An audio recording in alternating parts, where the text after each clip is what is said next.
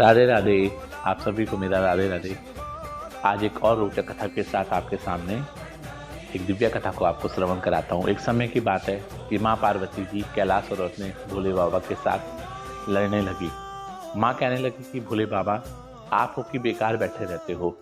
भगवान विष्णु को देखिए, वो कितना काम करते हैं, है ना। जगत का पालनहार है, सारा अवतार लेते रहते हैं, नाना प्रकार के पृथ्वी में जाते हैं और ब्रह्मा भी कुछ ना कुछ काम कर रहते हैं, लेकिन आप ओके बैठे रहते हो। भोले बाबा ने कहा, अरे पार्वती, मैं भी तो संहार करता हूँ, मैं भी तो सृष्टि में काम करता हूँ। बोले नहीं महाराज, आप केवल बैठे रहते हो, कुछ काम नहीं करते, आपको कुछ ना कुछ काम करना पड़ेगा।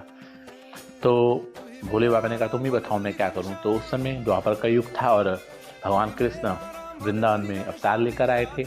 तो बोले, मैं कुछ नहीं जानती, आप वृंदावन में जाइए और वहाँ जाकर कुछ भी कीजिए।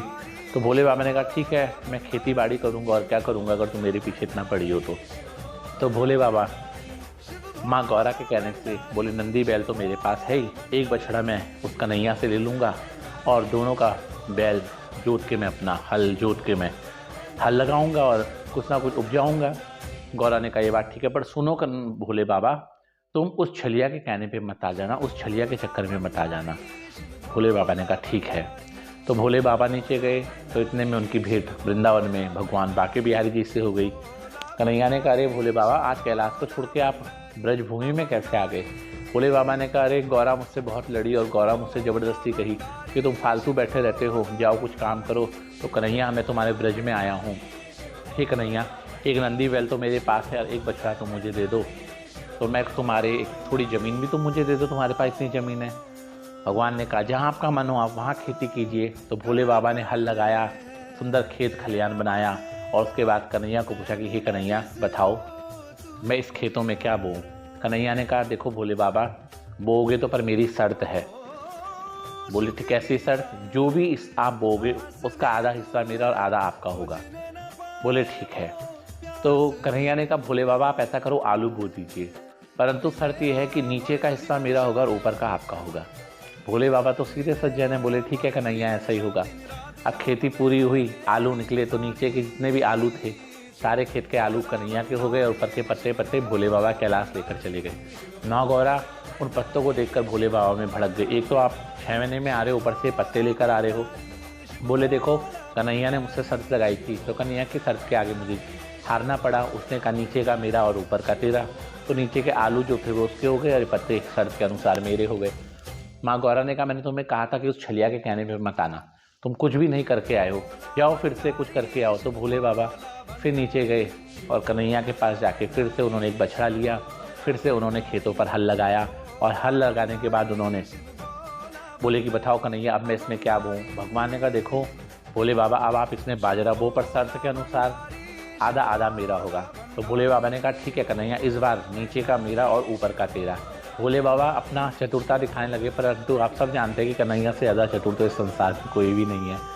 तो अब बाजरा हुआ तो ऊपर का बाजरा तो कन्हैया ने रख दिया और नीचे की जड़े जड़े भोले बाबा की हो गई और उन जड़ों को लेकर भोले बाबा चले गए फिर से कैलाश में। माँ गौरा ने जड़ को देखा तो जड़ को देखकर माँ गौरा फिर से क्रोधित हो गई कि अरे भोले बाबा, आप तो अत्यंत ही भोले हैं, बहुत ही सीधे हैं, पहले आप पत्ते लिए, इस बार आप जड़ लिया। बोले, क्या करे कन्हैया ने शर्ती ऐसी लगाई। तो गौरा ने कहा, मैं कुछ नहीं जानती, अब आप जाइए और कुछ ना कुछ यहाँ पर करके आइए और लेकर आइए। फिर भोले बाबा तीसरी बार गए तो अब भोले बाबा ने कहा, देखो कन्हैया, मैं हल लगा रहा हूँ पूरी भूमि में, अब ना नीचे का तेरा ना ऊपर का तेरा, नीचे और ऊपर का मेरा, जो बीच का होगा वो तेरा, अब बता मैं क्या बोऊँ। तो कन्हैया ने कहा, ठीक है भोले बाबा, आप ऐसा करो, इस बार आप भुट्टा बो दीजिए, मुंगरी जिसको कहते हैं, आप लोग जानते होंगे। तो भोले बाबा ने भुट्टा बो दिया तो ऊपर और नीचे का, तो भोले बाबा का हो गया ऊपर के पत्ते, नीचे की जड़, और भुट्टा फिर से कन्हैया का हो गया। इस बार भोले बाबा फिर गए और भोले बाबा जब गौरा के पास गए तो गौरा चिल्लाने लगी कि अरे आप तो बहुत ही सीधे हो, आपको तो हर कोई हर लेता है, छल लेता है, इतना भोला होना ठीक भी नहीं है। बताओ कन्हैया ने आपको 3 बार छल दिया, मैंने कहा भी था आप कन्हैया के कहने पे मत आना। इतने में भगवान कन्हैया कैलाश पर्वत में जाकर प्रकट हुए और बोले, हे माँ गौरा, आप इनको क्यों डांट रही हो, ये तो बहुत सीधे हैं, बहुत भोले हैं, इनका निर्मल स्वभाव है।